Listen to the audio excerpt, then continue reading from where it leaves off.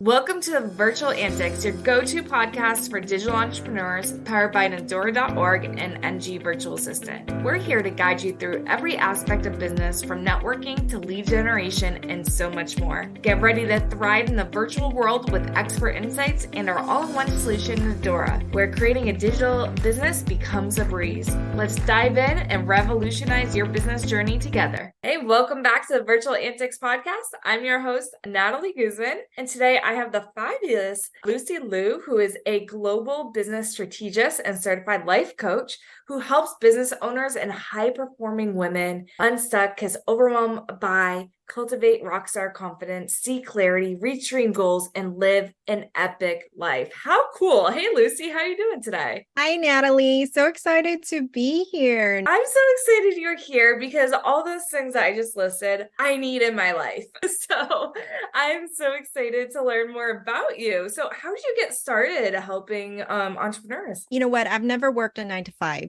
myself. So I grew up in a very entrepreneurial family. My grandpa did business. So to get that idea, right? My husband's family also is entrepreneurial. It's just runs in the family, and it's the best way to live life, I believe. The freedom to say really yes to the things that we want. But I think as I grew older, I realized it's really the freedom that to say no to the things we don't want. And that's the life that I want everyone listening to live, is to buy your own design. And how exciting is that? Oh man, yeah, that's exactly why I went into business. So I don't know if you know about my story, but I had 2 kids. I was trying to have a family with my husband. My job told me I had 2 days to give birth, and then I would have to go back to work.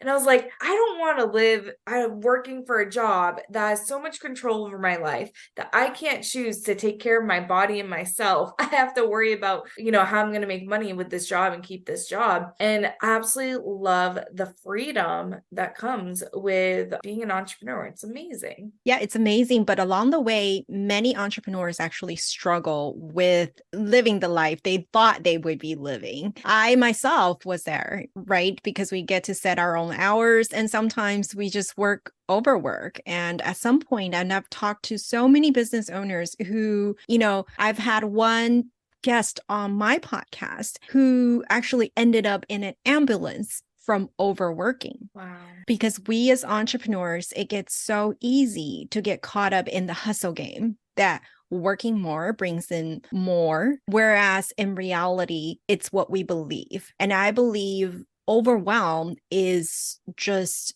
a way that we are stacking thoughts upon thoughts that brings us way too much in our life. And I think that's one of the top things that people come to me for, is when they have too much on their plates. And that's what I love to help entrepreneurs to do, is to get things off our plate and actually enjoy our lives. Yeah, you definitely need that accountability, because I know I get in that mindset a lot. And as you're talking, I was like, light bulb, light bulb, light bulb. I was like, oh man, I do associate working more with success sometimes. And even when that hasn't been the case, my company has been successful when I'm not working as much. For some reason, I still have those beliefs and those thoughts. And I think it's because a lot of us are raised with the mindset, you're trading time for money. And so you have to put more time in, and we don't think so strategically about our time. And I think that's something entrepreneurs really need to evaluate and think about, is that our time is worth lots of money, and we have to start putting a dollar amount to that time. And then that will help us, I think personally, evaluate whether it's something that it's worth doing or not. How much time is going to cost, and how much is that in a dollar amount? And yeah, it can be overwhelming, especially if you're an entrepreneur with a family and trying to wear all these roles and different things. Oh man. So what do you recommend, like, for entrepreneurs that are, I know you probably have a really in-depth process, but if just like some little tip for entrepreneurs that are feeling really overwhelmed, what's one tip you'd give? Absolutely. So I think of overwhelm as like an ocean. So if you are swimming in an ocean of overwhelm, and if you feel like you're drowning in this ocean of overwhelm, just remember that the harder that you struggle, the harder that you actually try to afloat, you actually drown more, right? So when you relax and just let water carry you, you actually stay easily afloat. So the harder we try to fight something, actually does the opposite. And that's why I always say that when you slow down, you actually accomplish more. And with my clients, we always, no matter where you come in from on our first session, we always start with creating your own dream calendar. How would you like to actually live your life, right? What would your dream life look like? Because we often put items on our calendar and we're looking at this calendar. I'm like, oh my gosh, my calendar is full. I have a busy day, right? We always start with work. But if you want to live the life of your choosing, you should always start your calendar with how you want to live your life. Put on your calendar when you're waking up, when you're going to walk your dog, when you're going to do your yoga, when you go to sleep, when you read. So all the things you want in your life, you need to schedule them in on your calendar first because they are your non-negotiables. You're not having fun if you're not putting yourself first. And if we put work first, if we schedule work stuff on our calendar first, we never get around to do the things that we actually enjoy doing, that we sought after as an entrepreneur, the freedom that we have, right? So put in those day dates, put in those brunches first, put in your nap time first on your calendar so you get blocked off. And that's where you start to live your dream life. That's awesome. I was laughing because we have something called NGVA nap time. So it's when me and the other employees that are higher up in my company, we're like, we're going to take a break. We can nap, do whatever we want during this half hour, whatever. This is our time to reset ourselves. And we're always joking around about it, but we love it. And it's just so important because you need to, it's like something that's so simple, but we don't do. And like, why not? Why are we only scheduling business?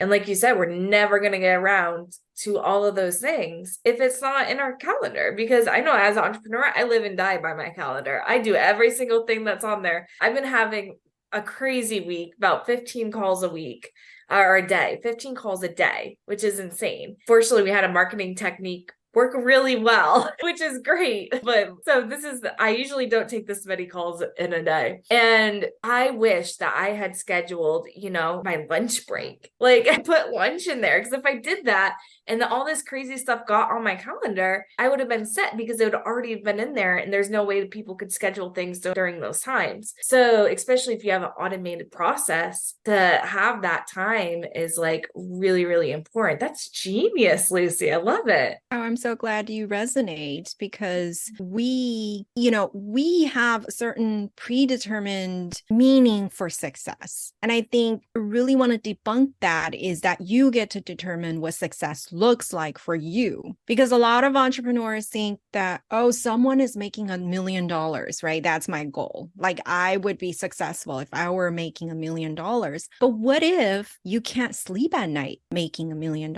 What if, that person that you actually looked up to, they spent 2 ads making $1 million?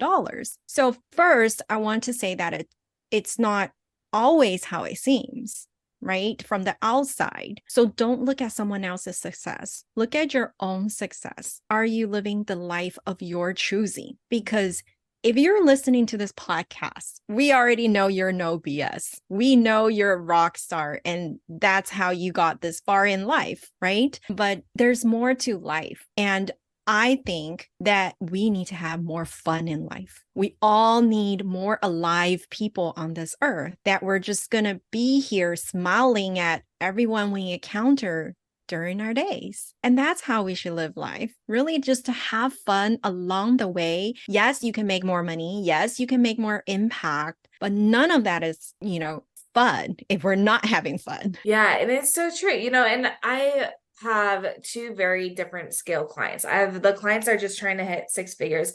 And then I have clients that are over 7 figures. And one of the things I've noticed is that the ones that are under six figures are the ones that are texting me work questions at 11 o'clock at night. And the ones that are making like millions of dollars are not. They only message me during what their business hours are and what mine are, which is usually, somewhere like around the 9 to 5 type area. And it's crazy because I always thought it would be the opposite way around. You'd be busier when you have more money, but that's actually not true, as we're hearing from you today as well. It's like, it's absolutely amazing once you get out of that hustle culture that you're able to like really plan, design your life, and then, work around it. I don't think work should be our center. I think work should be something that, we're just doing as part of our day, but it shouldn't be all about our day either. And I think that's really easy for entrepreneurs, just to make their whole life about their job, even though we are passionate about it. It's not the only thing we're passionate about. I absolutely feel you, Natalie, on that one, because, the higher level the client is at, the less they need us. Yeah. I mean, it's great. I want my clients to ask me questions, but you see a pattern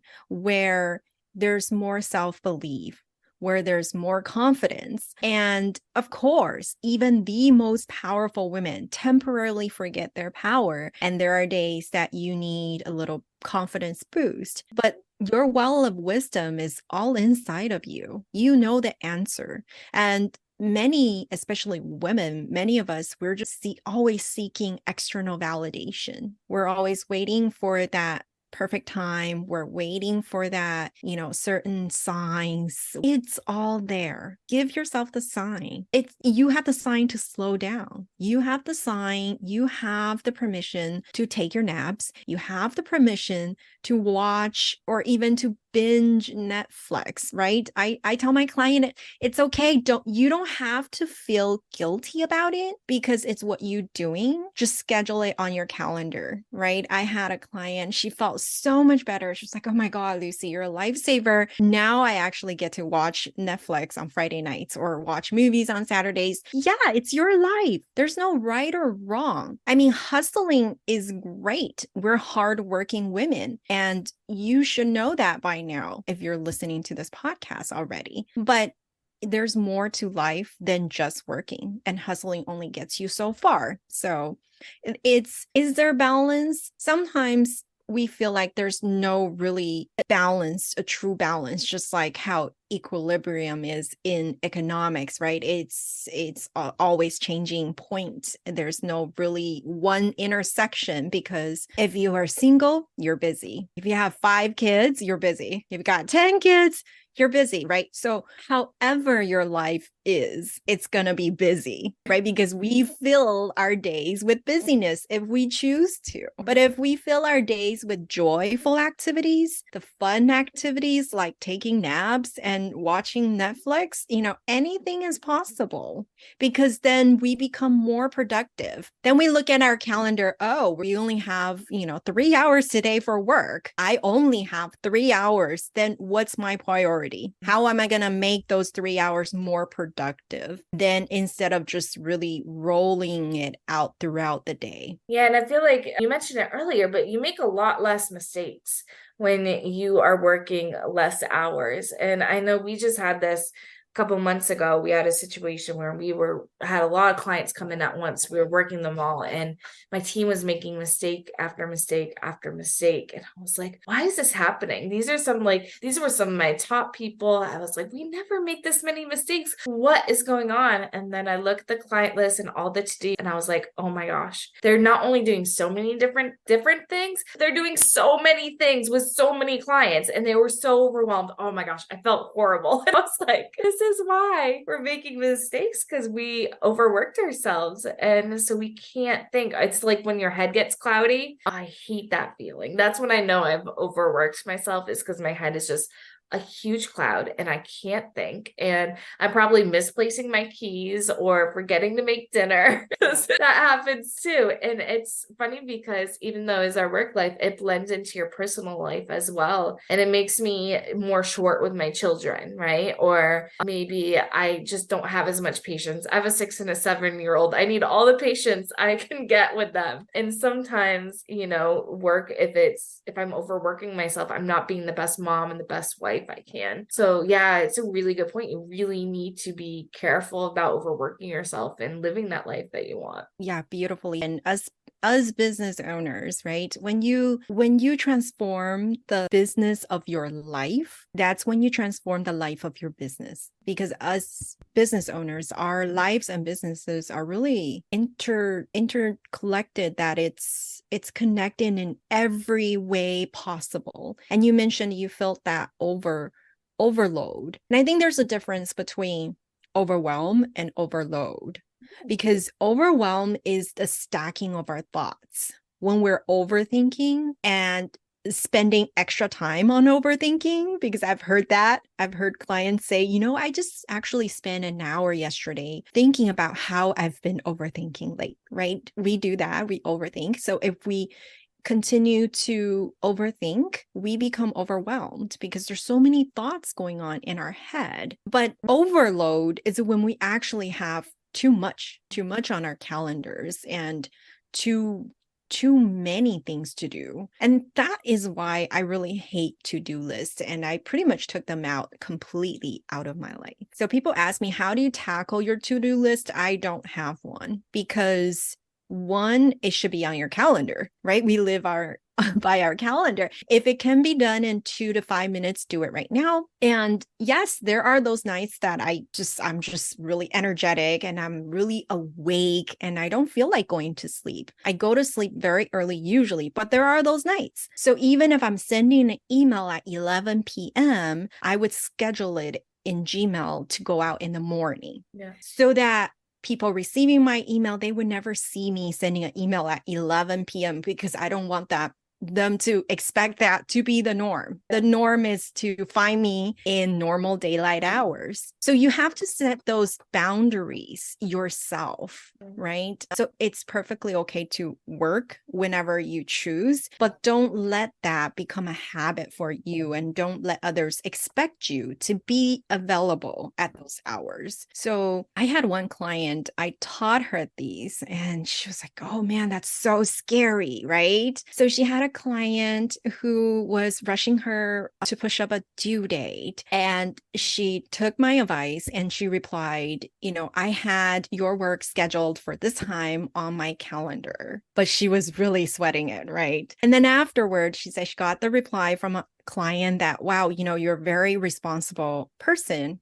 and I really trust your work. So you see, we get caught up in our own world that we think if a client is rushing for our work, has to be done now, but it doesn't always have to be that way. Yeah, that's really smart. And we work with clients all the time, and due dates tend to be like the number one thing that we always do a due date 1 week later than what's on our calendar. So that way it gives us, because life happens too. So we always do a 1 week buffer, especially on large projects. And then that gives us, the flexibility of, rearranging some things if we have to. Hopefully we don't. But it also gives us that breath of fresh air where we're like, oh, we don't have to rush this because we have a week buffer if we have to. And it works out really great on the really large projects. And I haven't had any issues with due dates since we started, at least with clients, since we started using that 1 week buffer. It's been pretty great. Yeah, awesome. And even when you miss deadlines, I think people think it's the end of the world. But if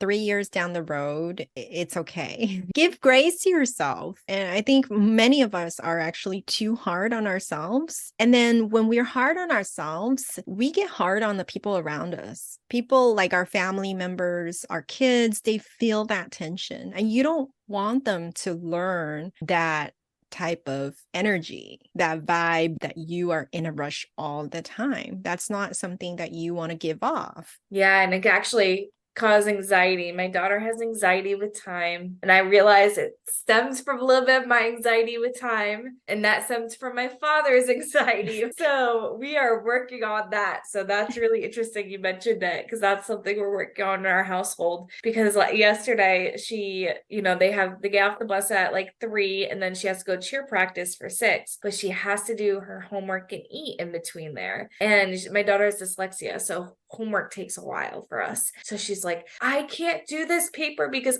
I don't have enough time. I was like, you have all the time in the world. It's like, you just take a deep breath and we're going to tackle this. But it was a light bulb moment for me because I was like, man, my anxiety is now stemming off my daughters because I remember last week saying, we don't have enough time before practice. And I was like, oh, I can't say that. Can't say that. So yeah, so that's really, really interesting. And I think that is something a lot of us, struggle with as entrepreneurs, and we are too hard on ourselves. So you gave us so much to think about, and really, like, I encourage everyone to really take the time to sit down, think about what they really want, and put everything in their schedule, because I thought that was an amazing tip. Where can everyone find more about you and your services, Lucy? Awesome. So if you're already in your favorite podcast platform, might as well go search up my podcast. It's the Lucy Liu Show. It's LucyLiu.